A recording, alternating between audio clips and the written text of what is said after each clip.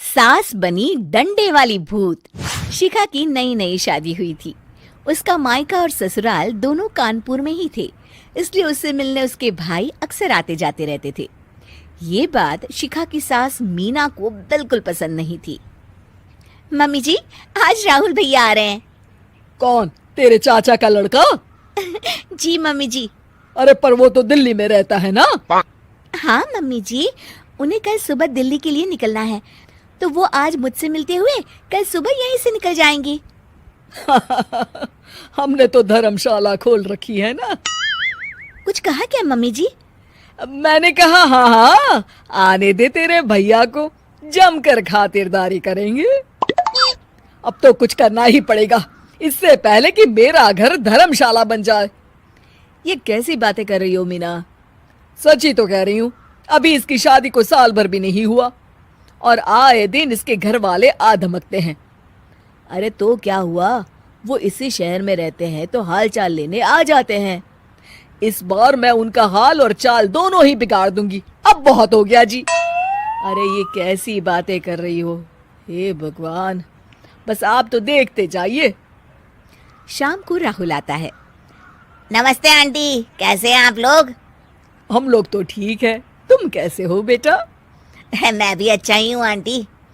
बस आज रात के बाद नहीं रहोगे। चलिए भैया, मैं आपको हमारा घर दिखाती हूँ।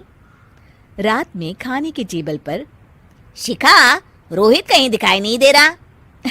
जी भैया, वो ऑफिस के काम से बाहर गए हैं, कल शाम तक आएंगे। अच्छा अच्छा। बेटा, क्या तुम भूत प्रेत में मानते हो? नहीं नहीं आंटी जी, पर अचानक आपको ये ख्याल कहाँ से आ गया? पता नहीं क्यों, कभी कभी मुझे लगता है जैसे रात के समय बैठक में कोई घूमता रहता है। ये आप क्या कह रही हैं मम्मी जी? हाँ, तुम लोग घबरा ना जाओ, इसलिए मैंने आज तक इस बारे में कुछ नहीं कहा। ये आपका वहम होगा आंटी जी, ऐसा कुछ नहीं होता। हो सकता है। चलो अब मेरा सोने का टाइम हो गया है तो चलती हूँ मैं। शिखा बेटा, राहुल के सोने की व्यवस्था वहीं दीवान पर कर देना। जी पापा जी। अब चलिए भी। अच्छा, तो बैठक में सोने वाले हैं साहबजादे। क्या बड़बड़ा रही हो? कुछ नहीं, आप सो जाइए। मीना और महेश के सोने के बाद शिखा और राहुल आपस में बात कर रहे होते हैं, तभी डोरबेल बजती है। अरे आप! सरप्राइज! काम जल्दी खत्म हो गया तो मैं आज ही चला आया। ये तो बहुत अच्छा किया। देखिए राहुल भैया भी आए हुए हैं, आप दोनों का मिलना भी हो जाएगा। कैसे हो रोहित? मैं तो ठीक हूँ भैया। शिखा, मैं भी आज यहीं सो जाता हूँ, राहुल भैया से बातचीत भी हो जाएगी। अच्छा अच्छा, ठीक है। मीना आधी रात को उठती है, कंबल मुंह से पैर तक ओढ़ के डंडा लेके बैठक में आती है और देखती है दीवान पर चादर ओढ़े कोई लेटा हुआ है। देखो तो कैसे मजे से सो रहा है बहन के ससुराल में। मीना ताबड़तोड़ 4-5 डंडे मार देती है। अरे मर गया! अरे बचाओ बचाओ, कौन है? मीना जल्दी से अपने कमरे में भाग जाती है। हे भगवान, ये मैंने क्या किया? ये रोहित कहाँ से आ गया? लगता है ये नालायक राहुल मेहमानों वाले कमरे में सो गया होगा। आज तो इसकी खैर नहीं। उधर बैठक में, अरे क्या हुआ रोहित? मैं बाथरूम में था, तुम्हारे चिल्लाने की आवाज सुनी। पता है भैया, मैं सो रहा था, अचानक से कोई आकर मुझे डंडे मारने लगा। ये क्या कह रहे हो? लगता है तुम भी आंटी की तरह भूत प्रेत में मानते हो। नहीं नहीं भैया, सच में कोई आया था। मैं तो जा रहा हूँ मेहमानों वाले कमरे में सोने के लिए। इस समय अपने रूम में जाऊंगा तो शिखा की नींद खराब हो जाएगी।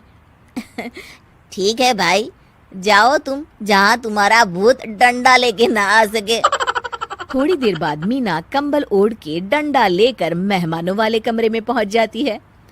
वो बिस्तर पर सोए रोहित को फिर डंडों से मारने लगती है। अरे मर गया! अरे मर गया! तू भूत प्रेत में नहीं मानता ना? ये ले, अब डंडे खा। हैं? ये तो माँ की आवाज है। रोहित कंबल खींच देता है। बेटा तू!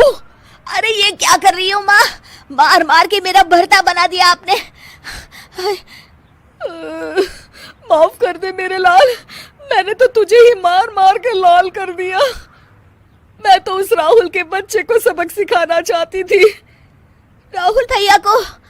हाँ बेटा, मुझे लगा अगर उसे डंडे मारूंगी तो शिखा के मायके वाले यहाँ आना छोड़ देंगे। हे भगवान, माँ ये घर शिखा का भी है